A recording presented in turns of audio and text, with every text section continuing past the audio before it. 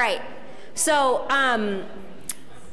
so we're going to have just a short segment, an Ask an Expert segment, because, you know, I'm not an expert in sickle cell, and so a lot of the questions that y'all have, you need these folks up here to help answer those questions.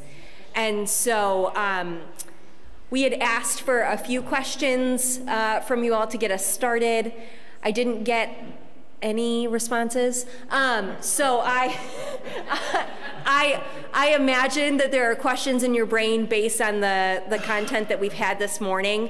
But to get us started, what I'd love to do is just do some quick introductions. I don't think that these folks need introductions, but it's the polite thing to do. So if you could just introduce yourself and your role, that would be helpful. And pass the mic. Hi, I'm Sherri. I am the sickle cell nurse. I'm Alex Glaros. I'm a hematologist and medical director at the Children's Hospital Sickle Cell Center. Good afternoon. I'm assuming. Have we made it? Almost. I'm Clifton Kirkman II. I am a sickle cell warrior, patient advocate, and by day, I'm a journalist. Hi, I'm Wanda Whiten Shurney. I'm a general pediatrician by training, but I'm the CEO and medical director of the Sickle Cell Disease Association of America Michigan Chapter. And Clifton failed to mention that he's our social media specialist, and how he's sitting next to me and forgetting to mention that, I don't know, but that's who he is. I'm gonna make sure I say everything that I am before I get in trouble. Hi, I'm Shavonn Burgess. I am a parent of a sickle cell warrior. I also run a community-based organization called Kennedy's Village, where we bridge the gap between sickle cell disease research and care. So before I ask some questions, does anybody have any questions that they're thinking of right now that you'd love to ask? Great. I love when I don't need to use my questions. Hi, I'm a care manager at United Healthcare, and I'm just wondering, is there any language that we should be using when we're talking to our members' families in regards to having things like their TCDs done, their medicines, things like that?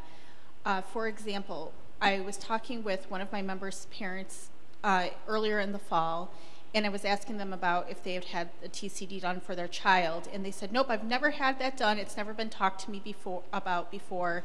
And I'm thinking, well, I can't believe that that's an accurate statement, but okay, maybe it's never been talked about before. And then when I go and look in their claims, they had a TCD done in July. So is there maybe something that you guys are using to describe what a TCD is that I can use when I'm talking to these families?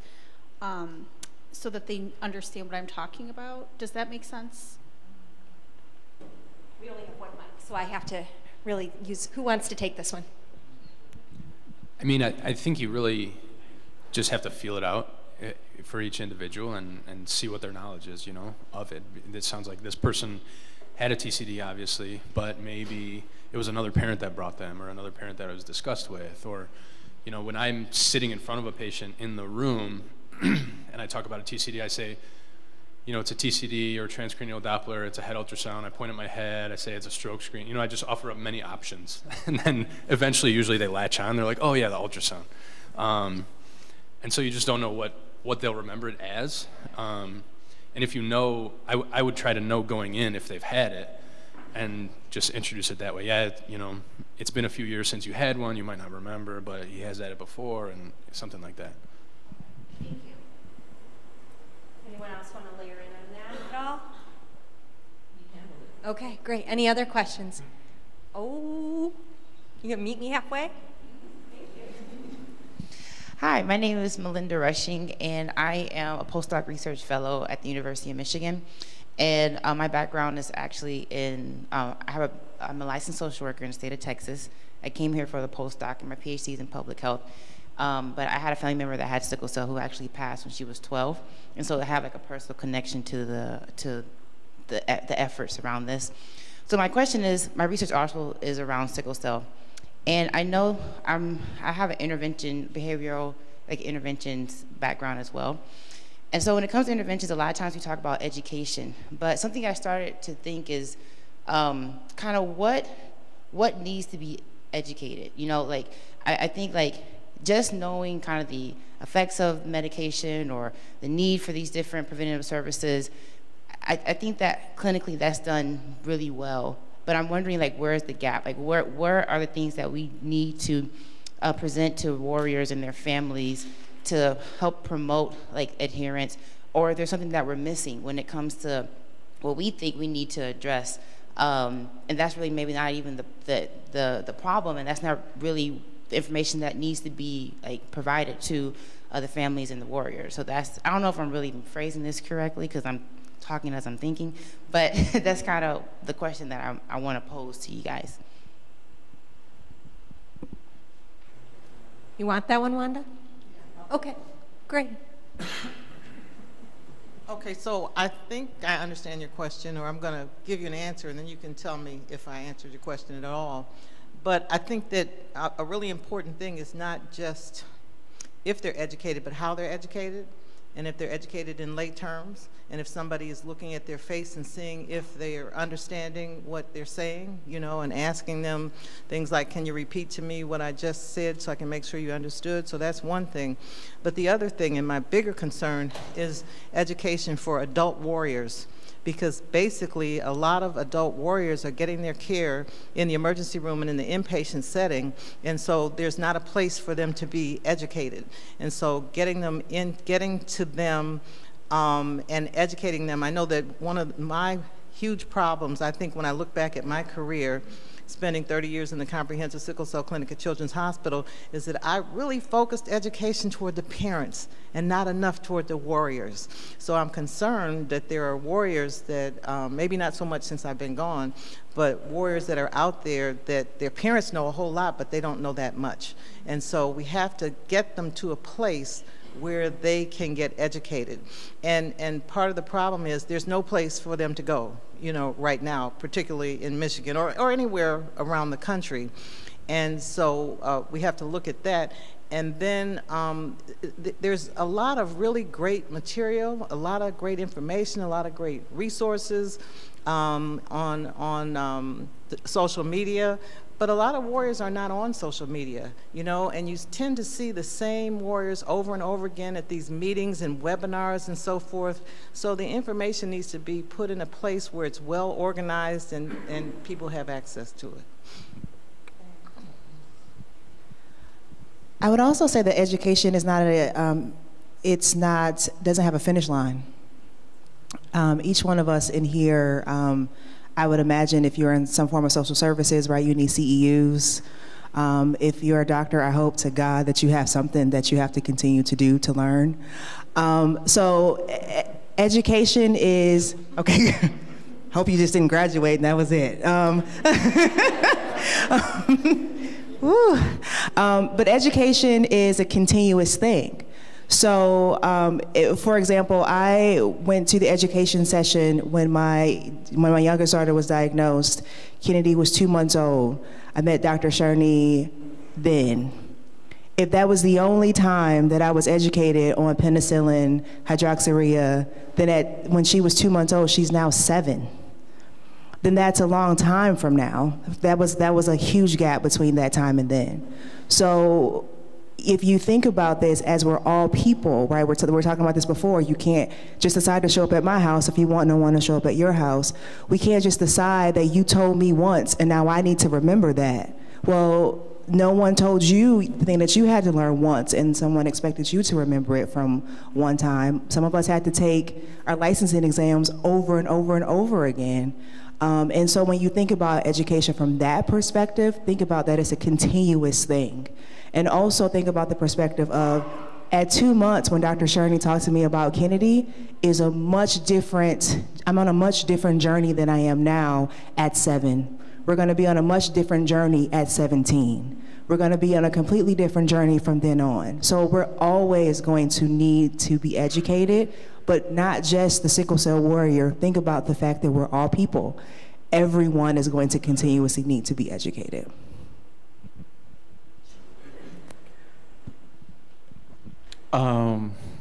One thing that I've learned is along with them stating that education is continuous. Encouraging parents to educate their children when they're young makes a complete difference.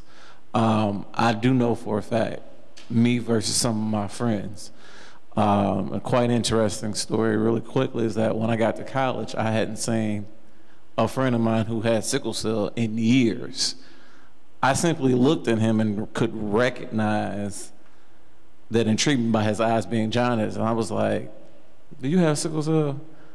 And it was like I was a ghost who had seen through him and told the entire world.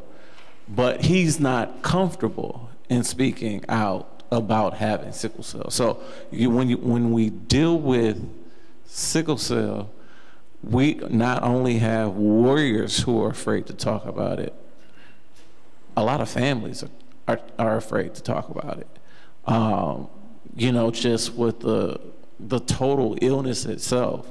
Another thing that I found out to be interesting is when I started asking nurses and doctors the extent of what they learn in school, and to find out that it's really, what would you say, Doc? What was your experience? About not even a chapter word? 2 slides. 2 slides. Here you have an illness that only gets taught 2 slides or a paragraph in a nurse's or in a doctor's schooling the entire time. But yet, as we know, other illnesses have more. This illness is a continuing education course of life in itself. So don't just stop at what you think you know. Experiences like this in terms of speaking to warriors, you can't gain that knowledge in nobody's book because it doesn't exist.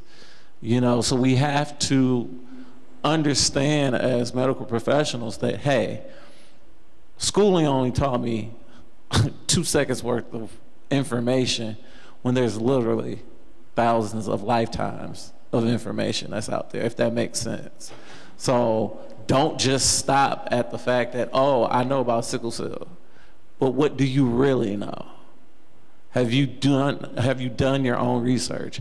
And I would even say, have you attended a national convention where experts in sickle cell get together to discuss nothing but sickle cell and in depth? You know, don't just, oh, I've got this, and so that's good enough, and I'm a healthcare worker for this plan, and I know the insurance.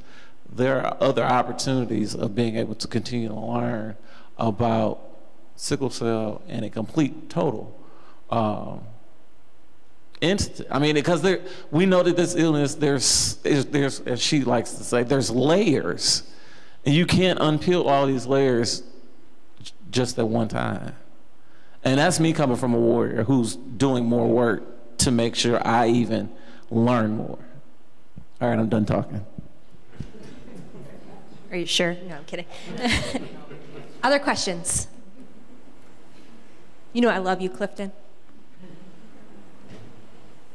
Another question. My nephew actually has sickle cell, and he has told me when he goes into the emergency room for pain crises, that the treatment there that he gets a lot of the times, they often think that it's just an excuse to come in and get like pain medication. And so I know that the education previous has been way different than what it is now. Do you think it would be beneficial for the whole sickle cell population that we start giving these, start giving emergency room physicians more education on this as well? And would it be effectively given to patients that might not have gotten the education before? Before we layer in on that, we also have to think about what we can control in this room, right? I'm glad that you asked this question, because I had a question queued up about how I think a lot of the health plans, a best practice for you all is to intervene after an emergency visit or after a hospitalization. That's something where you're intervening at that point in time. And so with that, how can health plans be more effective in intervening in that space and communicating with the care team, because I'm sure Dr. Glaros and Sherri also get notifications that folks were in the emergency department. So, and we've heard from Shavonn about how that interaction can go wrong. You would say it differently.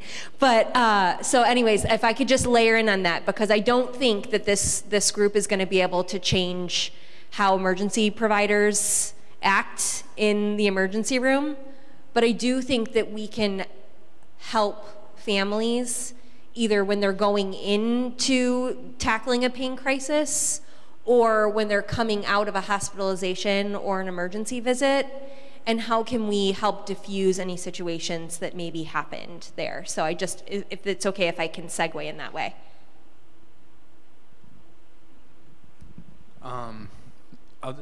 I mean, to start, we try to educate the ERs, at least at Children's and really in all the hospitals in the area. And I've done some of that. You know, I could tell a lot of inside medicine jokes about how ER docs really love to sit through lectures. But it's an ongoing battle. And I think to Corey's point, from your guys' perspective, it might be a good talking point just in your communications with patients to say, you know, as simple as, do you know what you should get when you go to the ER?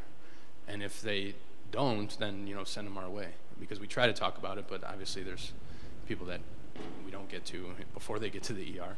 And then, you know, there is, you know, there's been studies that show that your likelihood of getting buy-in on hydroxyurea is improved after, you know, a hospital admission. You know, everything's fresh in the mind as far as, you know, how terrible the complications of this disease are. You know, it's never forgotten by warriors, obviously, but it's a nice touch point. And so if you hear, like in our setup, we are generally aware of when patients get admitted to the hospital or they're in the ER. It shows up in our system, but you know, there are always patients who go to outside ERs, or if they're older, certainly they go to outside ERs, even if they're still in our clinic. And if you see that, it might be a good way to, you know, encourage. It might be good to reach out and say, hey, did you schedule a follow-up with the clinic? Both because it's sort of like a wellness check, and it establishes your relationship a little bit better, and because then we can talk about those things. Yeah, I guess what I was getting at kind of is, like, in his experience, he's been kind of pushed away from treatment because he feels like when he does try to get treatment for it, he's not getting the result he wants. So I wonder just kind of like, are other sickle cell warriors or parents experiencing that? And so do we maybe need to put like we created a letter to hand out with resources for sickle cell. Should we start maybe handing those and putting those in the ERs and stuff to give other options for, you know, people? Say yes. So, yeah, I think families need as many resources as you can provide. One of the questions I get a lot is, well, Dr. Shurney, which ER should I go to? You know, and I say, you know, it doesn't matter which ER you go to, it matters what doctor and nurse you happen to get when you get there. So there's not a particular place. But in terms of answering the question the way Corey posed it, is that, you know, I feel very strongly that it's very challenging to improve care in the emergency room and in the inpatient setting. I mean, we can try to educate hospitalists and emergency room docs. They're very busy, you know, trying to say that a warrior should get pain medication within the first hour of, that's what should happen, but can that really technically happen the way, you know, emergency rooms are under-resourced and so forth. So one of the things that I think might be helpful is if you ask the warrior if you have an individualized pain plan. You know, and if not, if you can help them to go through the process of getting that. Now, that doesn't mean that the particular ER doctor is going to pay attention to it, but at least they have it. You know, and the other thing is to talk to the warrior about what they might be able to do to keep themselves out of the emergency room. you know, and have they looked at disease-modifying therapies, and do they have a good plan for managing their pain at home, and what kind of challenges are they having getting their pain medications?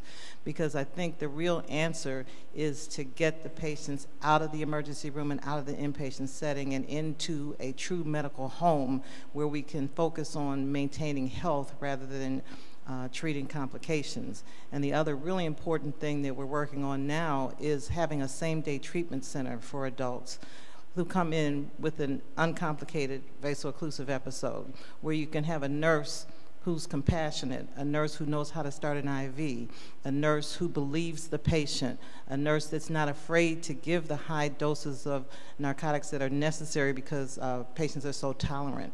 Because sometimes I think emergency room physicians really feel like, if I give you that much, that I'm gonna kill you, you know, because they don't understand the tolerance. And then what they wanna do is put them on the same amount of pain meds that they were taking when they were at home. And you know, Dr. Lakia Bailey from the Sickle Cell Community Consortium says that going to the emergency room is making a decision between dignity and death. And if you think you're going to die, then you have to swallow your pride and go to the emergency room where you're going to be mistreated. And I think that that is just true. I mean, it's just that's just the truth about having sickle cell disease as an adult, and the experience in the emergency room is almost, it's horrendous. I wonder, Shavonn, if you might be able to speak. I don't know everyone that has heard your story about being in the emergency department, but I feel like that's relevant as far as how case managers can interact with families after the emergency department, and what makes a positive and impactful interaction, and what are the things that we say them with like good intent, but they go in a way that almost feels like the Macy's version versus the Old Navy version in your story that you shared earlier. Are we speaking about my experience once I was out of the hospital? Well, I was there too, so Kennedy. So we had we were having a conversation just now about the communication after the family leaves the hospital. And I think that that is very important. I think that it's also about the way we have these conversations. And for my family, my daughter in this example was in the hospital for a number of days. And when we left the hospital, I got a call from our insurance company that said, "Hi, we heard you were in the hospital, and we just want to talk to you about how we can keep you out of the hospital." It felt like, "Hi, you were in the hospital, you used up all of our insurance, and we want to figure out how to keep you from using the insurance." We had been in the hospital multiple times. At some point in time in Kennedy's care, we were in the hospital every 2 months or so. And there's a whole, I can give you a whole medical history of what happened, but I won't. But she was in the hospital, we were there every 2 months. And so it felt as though the conversation was going into a space where that person then said, "We noticed that you were in the hospital in January, you were there in March, you were there in April, you were there in June. So we're just trying to figure out how to keep you out of the hospital." Now, maybe you are trying to figure out how to keep my daughter at home playing with her sister, enjoying the company of her father. Maybe you are trying to keep my daughter in a situation where she has her social emotional health is being taken care of by going to the preschool that she goes to. But that's not how you're presenting it to me. The way you're presenting it to me is that I'm a burden, and even more so, my daughter is a burden. And I have 3 people that I will lose my cool over. Their names are Eric, my husband, Savannah, my oldest, and Kennedy, my youngest. And you just told me Kennedy was a problem for you. Now I've shut down. And that's a problem. So I think what we're talking about is we need to make sure when we're having these conversations, thinking about the fact that this was a mom who had been in the hospital every 2 months. This was a mom that was missing her oldest daughter every 2 months. This was a mom that was missing her husband every 2 months. This was a mom that was worried about her youngest daughter every 2 months. This was a mom that her daughter was being poked by the phlebotomist, and it was difficult every time. And when I finally got out of the hospital, I was sitting at work answering hundreds of emails that I had missed because I was in the hospital with my daughter, and I answered your call. So when we think about it from that perspective, let's think about how we're talking with this family, and is it Old Navy? Is it in an inviting way where this mom wants to answer this call? This mom wants to have this conversation, or this parent, because it could be the dad too. You could have called her very active dad as well. But we're thinking about it from that perspective, and let's think about, instead of having the conversation of how do we keep you out of the hospital, let's start with how are you doing?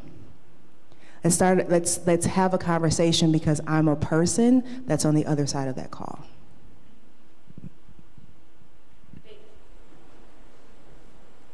Thank you. Whenever I've worked with these parents for many years now in Warriors, and something that I always try to do is like retain a nugget, right? Like, what is something that Shavonn gave me as a gift about her child, about her life, and how do I hold on to that and ask her about that the next time I talk to her?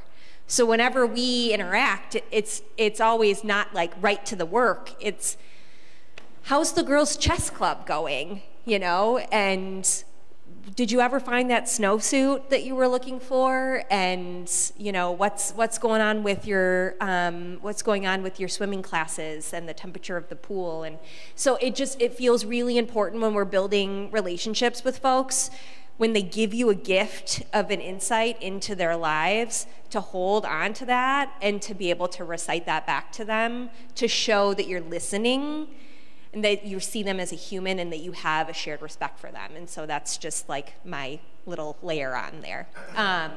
We have time for one more question because we started a little bit late, unless we are questioned out. So any other questions? Fantastic. Thank you, everyone,